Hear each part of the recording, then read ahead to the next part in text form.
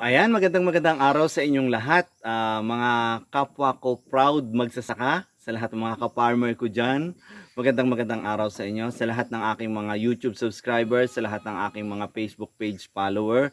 Nandito ako ngayon upang magbahagi sa inyo ng mga karanasan ko sa aking pagkakambingan, ano. So, marami ang mga gustong magkambingan, ano. Marami ang gustong mag-alaga ng kambing, pero yun nga lang, minsan hindi nila tinutuloy dahil alam naman nila kung gaano kahirap din at alam nila kung ano yung maging mga posibleng mangyari sa mga alaga nilang kambing kapag hindi nila nagawa yung mga dapat gawin. So ngayon, nandito ako para ibahagi sa inyo kung paano ko naparami yung aking mga alagang kambing. So paano nga ba natin mapaparami yung ating mga alagang kambing? Yan ang kadalasan na tinatanong natin sa ating sarili kapag nagkakambingan na tayo. Nung ako ay nag-uumpisa na mag-alaga ng kambing, ako ay nagsimula sa 15 heads, ano? Nagsimula ako sa 15 heads, 12 na inahin at may 3 lalaki na kasama doon. Package kasi kapag bibili ka ng kambing minsan ay package. Yung kumbaga kung tawagin dito sa amin sa probinsya ay kuridas, no? Kuridas ang tawag doon sa amin. So, ah paano ko ba sinimulan yung aking pagkakambingan? So una, inisip ko ito yung passion ko, ito yung gusto ko kaya ako ay nag-resign sa aking trabaho, nilisan ko ang siyudad para sa passion ko dahil ito yung gusto ko.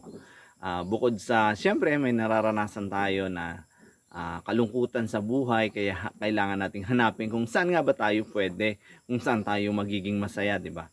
So, dito parang ito yung pinakang comfort zone ko na mahirap man ang sitwasyon pero alam ko na alam ko sa sarili ko na maganda ang magiging kinabukasan ko dito kapag nagtuloy-tuloy ako at kapag hindi ko sinukuan. Kung mapapansin nyo yung bakod ko dito sa likuran ko, ano, ayan, mga kawayan lang.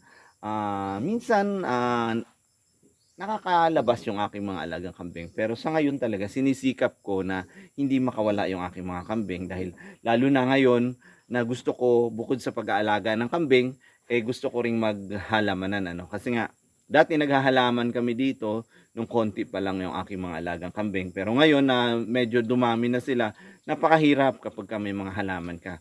Pero ang isa sa magandang paraan doon i-workout ko yung aking bakod para hindi makawala yung aking mga alagang kambing. So yung aking mga alagang kambing ay nandoon sa aking goat house, ano. At kung mapapansin ninyo, may nakatabing diyan na yero dahil nga sa sobrang pagmamahal ko sa kanila, ayoko silang lamigin, ano.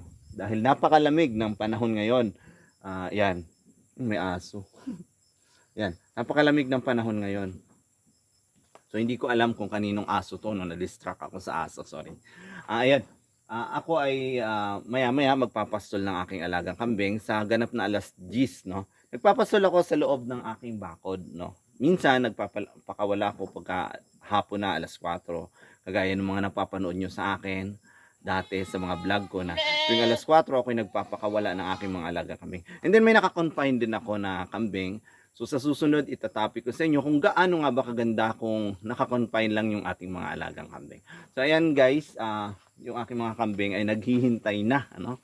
Mga ka-proud, mga kapwa ko farmer, naghihintay na sila ay aking pakainin dahil sila ay nagugutom na.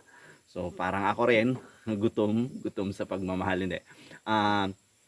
Yun nga, kung paano natin, balikan natin yung topic natin. Ano, medyo mahaba-haba yung aking vlog ngayon dahil gusto ko talagang maibigay sa inyo ngayong New Year, no, bago pumasok ang taong 2023 dahil malay natin baka ngayong 2023 sa mga hindi pa nagsisimulang magkambingan ay ngayong taon na to, ngayong papasok na taon na to, no, ng taong 2023 ang tamang pagkakataon para magsimula kayo sa inyong goat farm business.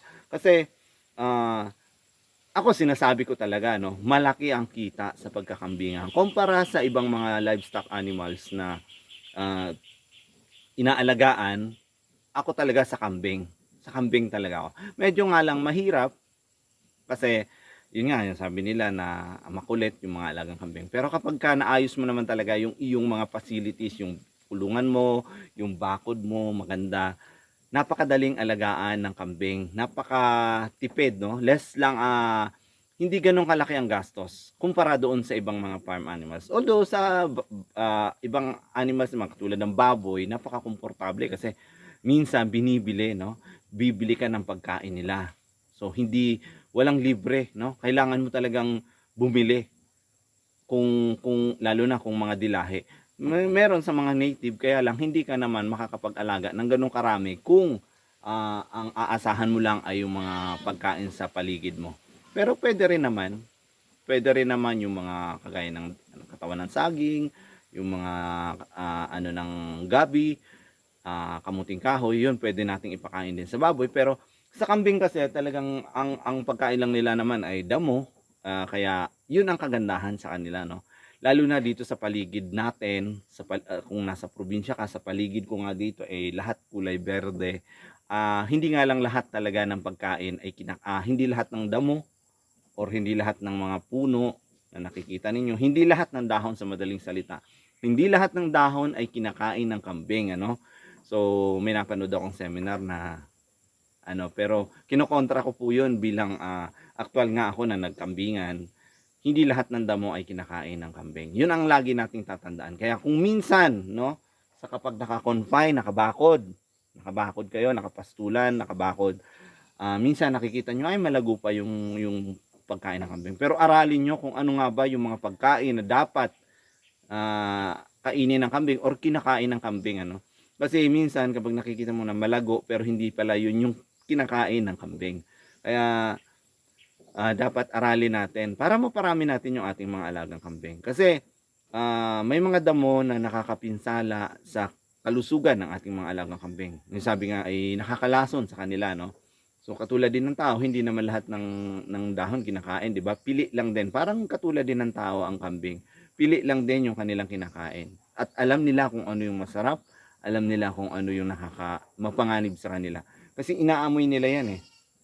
Ano? So 'yun. Paano ko nga ba naparami yung aking mga alagang kambing? So una, nag-alaga ako, nagpastol ako, nagkulong ako. Pero yun nga, may mga mali ako na ginawa, wala akong goat house, kaya ang dami ding namatay sa akin. Ang kailangan nyo lang talaga ay goat house, no? Number 1 yan. Pagpapastulan nyo, kung wala kayong pagpapastulan, kung masipag kayo, pwede kayong magsakati ng mga pagkain dyan sa paligid at ibigay ninyo sa inyong kambing, pwede yon. Pero number 1 talaga, goat house. Kailangan safe sila at katulad ngayon, dito sa akin, medyo mataas na lugar ako. Kaya kailangan ko talagang i-safety yung aking mga alagang kambing, lalo na sa panahon ng taglamig, ano. Yung hanging amihan ang napakamapanganib sa kanila kasi nito ngang nakaraan ay nag-mass grave ako, ilan ang namatay sa aking mga batang kambing dahil nga apektado sila ng hanging amihan tapos biglang umuulan, talagang napipinsala yung mga alaga nating kambing. So yan, kapag mayroon kayong goat house, unti-unti nyong i-extend, katulad ko, nagsimula ako sa isang goat house tapos nag-extend ako. Kahit na hindi ganun ka ganda, ano, ang goat house mo, basta standard, dapat elevated ang flooring, may pwede kang pang cover kapag panahon ng taglamig, hindi sila natutuluan, tapos may maganda silang pakainan kapag maulan, yun talaga ang mahalaga. May maganda silang pakainan kapag maulan, dapat komportable ka sa pagpapakainan mo. So papakita ko sa inyo guys yung aking naka-confine, ano, kung paano ko naparami yung aking alagang kambing. So ito talaga yung nagparami ng aking kambing kasi nung nasa 30 pa lang sila, diyan sila naka-confine kapag umuulan, hindi ko sila talaga pinabababa. Kaya dumami sila. Sa ngayon hindi ko masyadong makontrol yung aking mga alagang kambing dahil hindi ko nga kayang pakainin na sila, no? Kapag naka-confine lang sila kasi nga sobrang dami. Pero ang technique naman doon kailangan nating mag-deworm. Regular na pagdi-deworm ang kailangan natin kapag ang ating mga kambing ay marami na tapos pinapastol natin kahit maulan. So pwede naman talaga ang kambing na ipapastol natin dahil no choice naman tayo, no? Ipapastol natin kahit maulan, no? 'Yun. Kailangan nating pakainin kasi sila ay magugutom kapag hindi natin pinakain. So 'yan. 'Yun ang technique doon. Regular na pagdi-deworm. So dito papakita ko sa inyo yung aking naka-confine, ano. So eto guys, eto mga ka-proud sa mga kapwa ko farmer, ano. Eto yung aking mga alagang kambing na naka-confine lang, nakalabas lang yung ulo nila dito. Eto yung pinaka the best na pakainan na ginawa ko, no, na pinagawa ko. Actually, ako naman ang nag-design talaga nito, akong gumawa. Kaya lang, pinakisuyo ko to kasi may nilakad ako noon eh. Ayan. So yan, hinihintay nila yung pagkain nila kasi nga hindi pa ako nakakakuha ng mga pagkain nila. Ayan. So nandiyan sila, makinis at maayos naman ang kanilang ano. Ayan, di ba? Kung mapapansin ninyo, mas malusog ang mga alaga nating kambing kapag naka-confine lang na hindi sila gagala-gala. Ayan, eto medyo nagluluha. Ang gamot diyan ay minsan ay ini-spray ko ng asin, ano, kapag nagluluha yung mata nila. Ini-spray ko lang ng asin. So ayan. Anong sasabihin mo? Say hi sa mga viewers natin, sa mga subscriber natin. Ha? Ano? Ha? May sasabihin ka ba? So ayan, nagluluha yung mata ng kulay black na yan. So eto, nasa 22 heads ito sila. Nandito lang. Naka-confine sila, no? At naghihintay ng pagkain nila kasi wala nang dahon na kakainin. So yan, hindi na sila nakakawala, hindi na sila nakakalabas, hindi na sila nakakagala. Dito na lang talaga sila. So yan. So ito yung magandang pakainan ko na dinisenyo ko talaga para pinag-isipan ko kung paano ko gagawin para mas maging komportable ako, hindi nasasayang yung pagkain. So kung mapapansin nyo dito sa baba, wala masyadong mga dahon na nalalaglag, ano. Puro mga ano lang, mga tangkay ng mga sanga, no? Yung maliliit na sanga. Pero tinatamad kasi akong maghimay eh. Binibigay ko lang sa kanila mga sanga. Tapos sila nang bahala, no? Kayo nang bahala, di ba? Ayan. So, say hi. Say hi. Ayan. So, hindi kayo mukbang ngayon sa vlog ko, di ba? Kaya sad kayo. Ano, malungkot. So ayan. So puntahan naman natin yung iba ko pang mga alagang kambing na naghihintay din ng kanilang pagkain. So ayan. So andito na tayo, no? Ayan. So dito, ayan, yung aking mga kambing ay minsan humahiga sa lupa. So ang kailangan para maparami mo, no? Ito tip talaga to para sa lahat ng mga gustong magparami ng alagang kambing. Dapat matutunan nyo, katulad ng mga dati kong vlog, nabanggit ko na rin to, na kailangan matutunan nyo ang maglinis. Kailangan laging nakawalis yung mga dumi ng kambing, dapat naiipon nyo, na ilalagay nyo sa tamang lalagyan, ano. Ito yung aking ito yung aking panglinis, no. Bumili talaga ako ng kalaykay. So itong aking goat house ay medyo sira na, no. Kaya ako ay ready na rin naman na may yero na ako na bagong pampagawa, pampalit diyan sa bubong. Mas maganda kasi pag yero ang gagamitin natin. So ayan, ito yung aking mga alagang kambing. Ayan, medyo nandiyan pa sa loob yung iba. Ayan.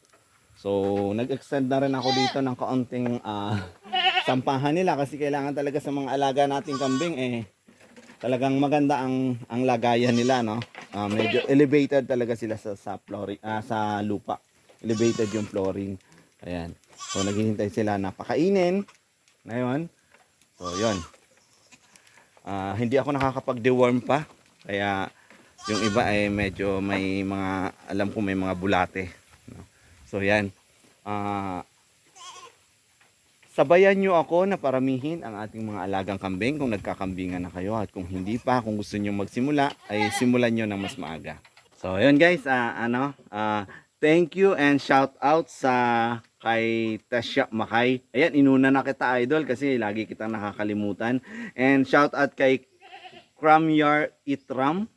Siya ay bago kong taga-suporta, bagong subscriber. At bago rin siya sa pagkakambingan. Ano? Sinusundan niya ako. Ayan, God bless sa atin, sa lahat ng mga nagkakambingan. And shout out kay Mabs TV ko.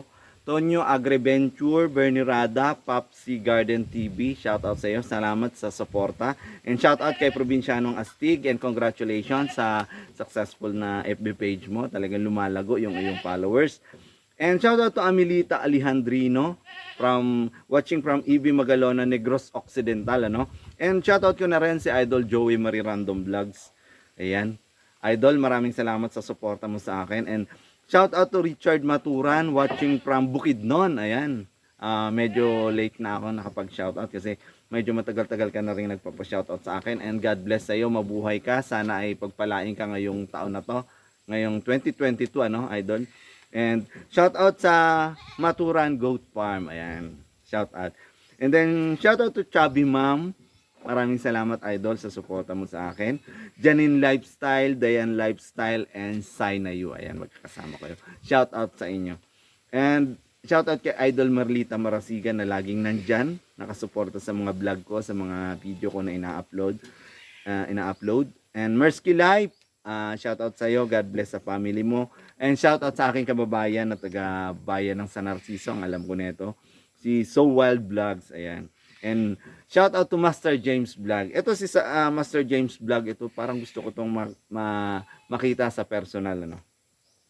Shout out sa iyo Master, ingat palagi. And shout out to Flip Rocks, ayan. Salamat sa palaging panonood ng aking mga vlog. And more power din sa channel mo, Idol Flip Rocks, ayan.